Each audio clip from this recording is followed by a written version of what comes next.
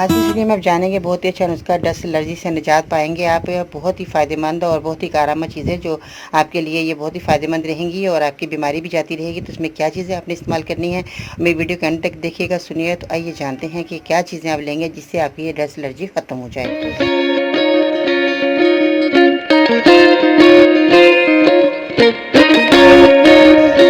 अस्सलाम वालेकुम, मैं बाजी परवीन और आप देख रहे हैं बाजी Parveen health and beauty tips. तो जैसे कि बहुत ज़्यादा परेशानी होती है, थोड़ा सा काम करती हैं बच्चियाँ, उनको जो है छींकें आना शुरू हो जाती हैं, या मर्द जो है ज़रा सा मट्टी धूल में बाहर कहीं आते जाते हैं तो उसमें भी उनको फ़ौरन छींकें आने शुरू कर दी। इसकी वजह ये है कि उनके खून के अंदर सर्दी होती है, जो कि बहुत ज़्यादा उनको ये बीमारी लाहक होती है, या हमारे अंदर जो खाने पीने में हमारी जरासीम जो है पेट में जाते हैं, उससे भी हमारे को बहुत जल्द डस्ट एलर्जी हो जाती है। इसमें आपने जो चीज़ें इस्तेमाल करनी है उसको बताने से पहले मेरे चैनल को सब्सक्राइब करें, मेरी वीडियो को ज़रूर लाइक करें। अगर आप मेरे मज़ीद नुस्खे हासिल करना चाहते हैं तो हम ये ट्विटर पर फॉलो कर सकते हैं, फेसबुक पेज पर गुरु बाजी परवीन लिख कर ज्वाइन कर सकते हैं। आज का लाइव टारगेट कम अज़ कम 1000 होना चाहिए, क्योंकि बहुत ज़्यादा परेशानी है। मर्दों और औरतों को फीडबैक में बताया कि बाजी हमें कोई इतना अच्छा कोई नुस्खा बताइएगा जिसमें हमें बहुत जल्द फ़ायदा हो जाए। अंग्रेज़ी दवाइयाँ खाते ही फ़ौरन फ़ायदा हो तो जाता है, मगर उनके साइड इफ़ेक्ट बहुत ज़्यादा हैं।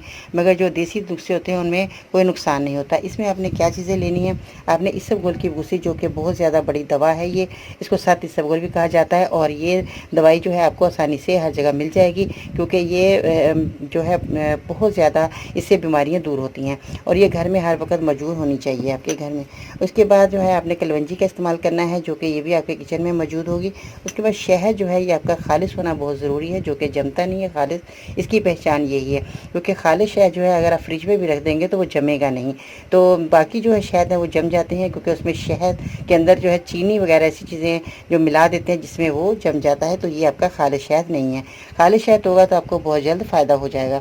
तो इसके बाद आपने क्या करना है, इन चीज़ों को क्वांटिटी में बता देती हूँ। इसमें आपने कलवंजी जो है 50 ग्राम लेनी है। इसबगोल की भूसी से इसबगोल जो है ये आपने जो है 50 ग्राम ये भी लेनी है। शहद आपने 100 ग्राम ले लेना है। इन सब को आपने क्या करना है, मिलाकर आपने रख लेना है, और खाने के बाद आपने 1 चम्मच खाना है। कलवंजी का पाउडर बना लीजिएगा ताकि ये जो है आपको खाने में आसानी रहे।